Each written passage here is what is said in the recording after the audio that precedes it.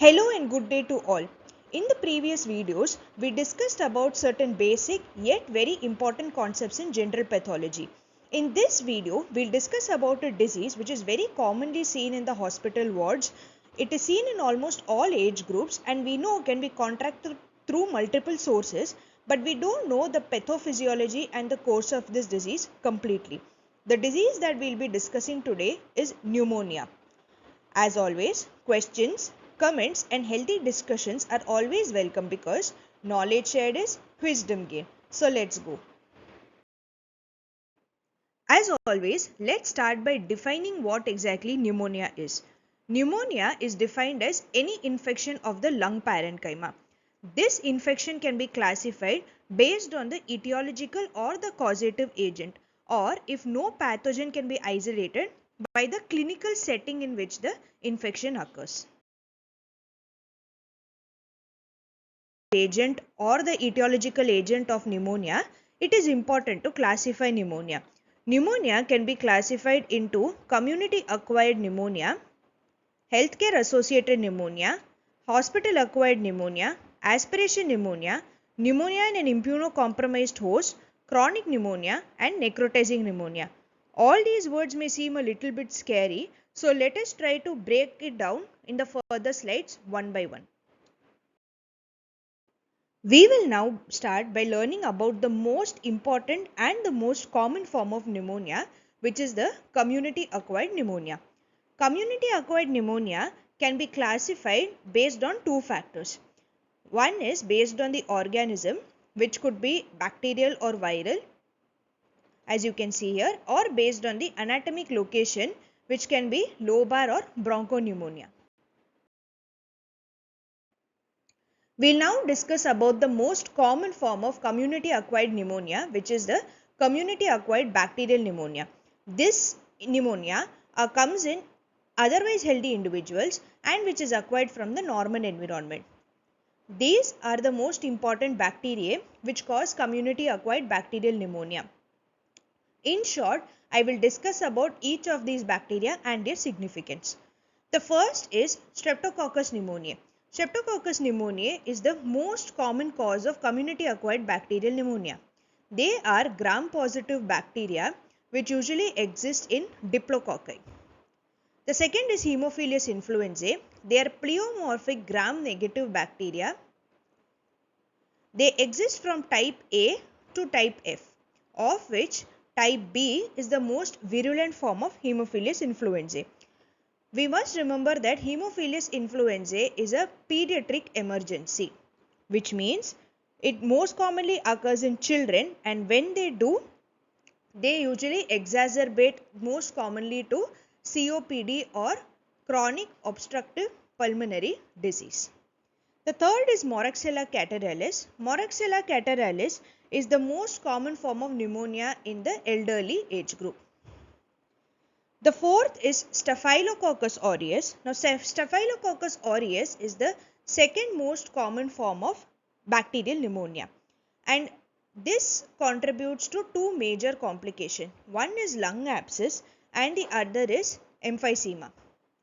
The next is Klebsiella pneumoniae. Klebsiella pneumoniae is the most common cause of gram-negative bacterial pneumonia, not Haemophilus influenzae. It is Klebsiella pneumoniae which is the most common form of gram-negative bacterial pneumonia. This is most commonly seen in alcoholics.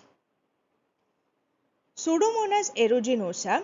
This usually occurs in immunocompromised patients, and it is also seen in cystic fibrosis. Legionella pneumophila. This is most commonly seen in aquatic environment. This bacteria is usually present in all sorts of swimming pools, wells, which are usually contaminated. So they are seen in aquatic environment, and this causes a disease which is called as Pontic's disease.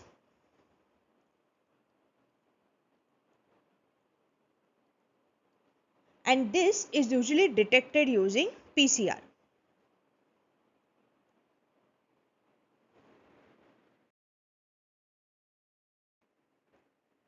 We now know what kind of pneumonia can present based upon the organism.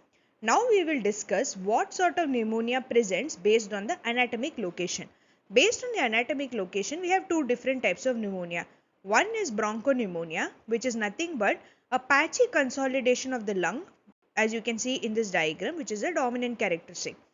The other is lobar pneumonia, wherein an entire lobe of the lung or a large portion of the lobe of the lung is usually involved, which you can see in this diagram.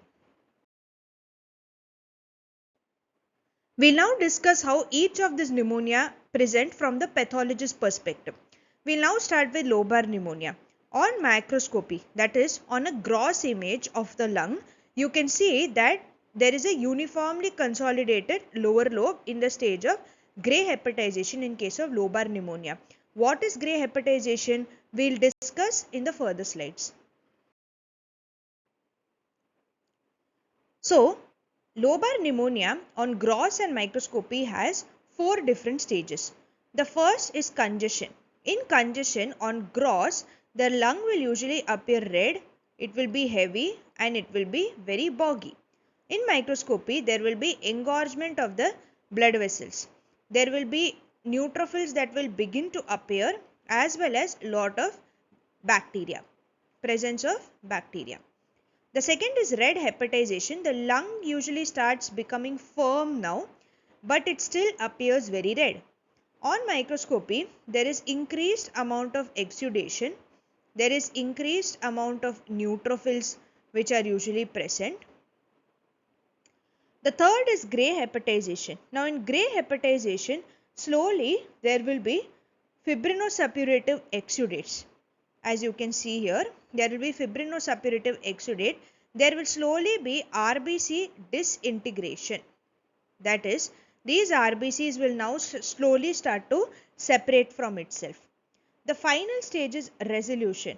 Now in resolution, because there is usually macrophages formed and there is usually fibroblast organization, the lung is usually healing at this stage. So, the entire exudate gets broken down and there will only be granular debris.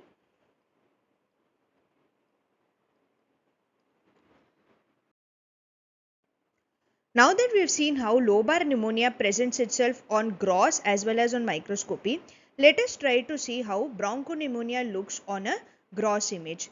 So as you can see here, there are patchy areas of consolidation in the lung, which is very characteristic of bronchopneumonia, and these lesions are always very elevated lesions and they are always dry lesions.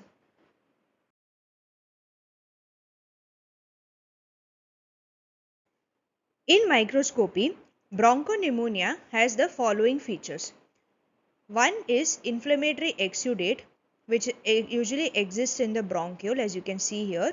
The next are anthracotic pigment, which is usually seen in the macrophages, and there are also a lot of inflammatory cells.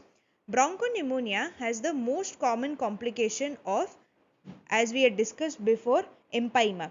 What is empyema? Empyema is occurring because of intrapleural fibrinosuppurative reaction.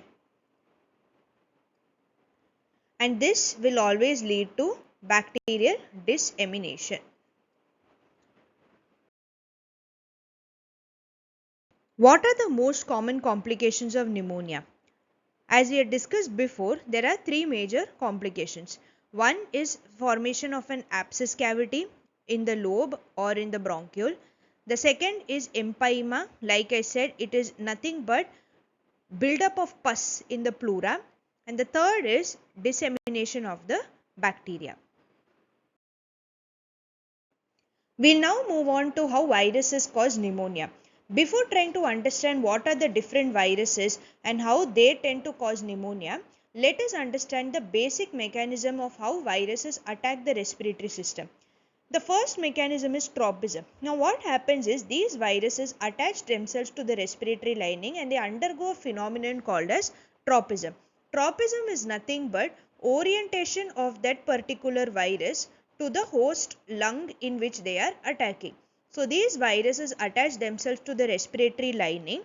They identify the host whom they are planning to attack and then they undergo orientation. So what is orientation? There will be viral replication and gene expression. That is, these viruses, they attach their DNA into the host DNA, and then they will express the gene of the host. They will undergo viral replication. So that would lead to something called as cytopathic changes, that is, changes in the chromosome and the nucleus and cytoplasm. Now that would lead to cell death and inflammation of the host. Then what happens is there will be impaired mucociliary clearance in the lung of the host, and that would lead to secondary bacterial infection.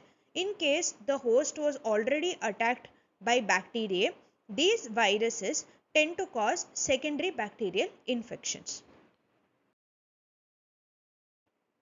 We'll now discuss about the most common cause of viral pneumonia, which is caused by influenza virus. Now, influenza virus exists in various types, but it is type A which usually affects the humans, pigs, horses and birds. They are the major causes of pandemic and epidemic influenza infections. Now, to understand what do you mean by epidemic or pandemic and what is antigenic shift and drift, let us try to further understand the virulence properties of influenza.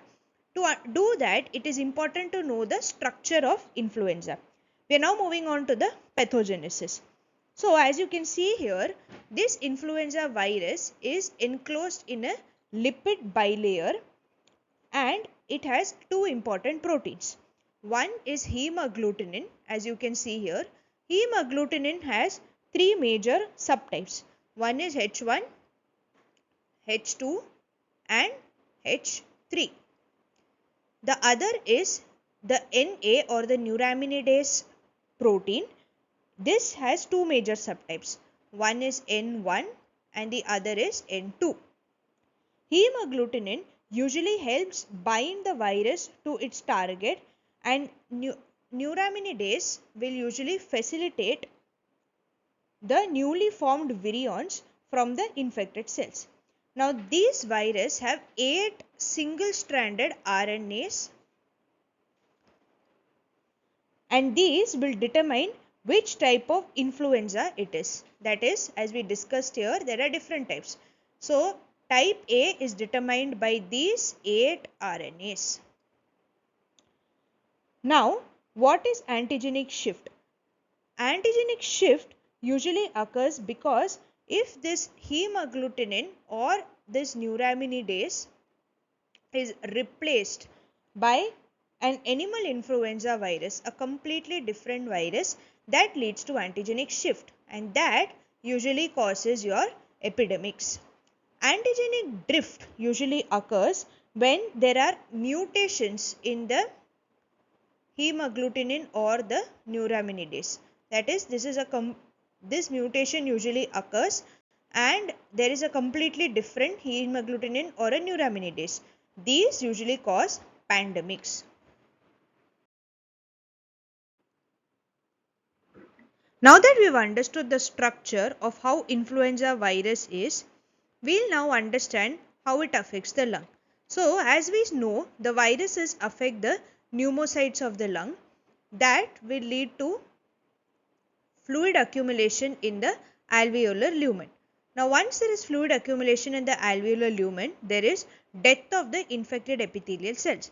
Now that would lead to release of danger signals, and these danger signals activate the resident macrophages that will act as chemoattractants for the neutrophils. Apart from influenza virus, there are other types of viruses which cause pneumonia. One is a human metapneumovirus. This metapneumovirus is most commonly seen in children, elderly adults and immunocompromised patients, and this is diagnosed by PCR. The second is the human coronavirus, or as we most commonly know, the COVID-19.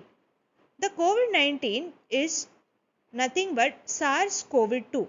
This SARS-CoV-2 binds to the ACE2 protein which is on the surface of the pulmonary alveolar epithelial cells. The mechanism of how these viruses cause pneumonia is the same irrespective of the type of the virus. Let's now see how viral pneumonia presents itself under the microscope. There are three cardinal features. One is mucosal hyperemia or swelling. As you can see here, there is infiltration of the submucosa by the mononuclear cells and overproduction of mucus secretions. This will lead to viral laryngotracheobronchitis and bronchiolitis, that is inflammation of the trachea, bronchi and the bronchioles. The predominant feature is an interstitial inflammatory reaction that usually is seen in the walls of the alveoli. Now that we have seen how bacteria and viruses cause pneumonia, let us see how chronic pneumonia presents itself. The three major causes of chronic pneumonia are histoplasmosis, blastomycosis and coccidiomycosis. I'll keep this very brief. Histoplasmosis, they usually form granulomas that resolve to become fibrotic. So, they will have something called the tree bark appearance. And on microscopy, you will have, as you can see here, pear-shaped thin budding yeasts which are usually seen on silver stain. Blastomycosis, as you can see here, there are round yeast cells which have a thick double wall and they also have visible nuclei. Coccidiomycosis, you have thick walled non-budding spherules as you can see here, which are often filled with small endospores. So this was a very brief video about how pneumonia affects us and our system. We saw how pneumonia can be classified based on either the organism that attacks us or the type of presentation of the pneumonia. We also saw the pathogenesis of each of these classifications of pneumonia. If you liked my video, don't forget to like, share and subscribe to my channel. And thank you for watching and I'll see you in the next video. Bye bye.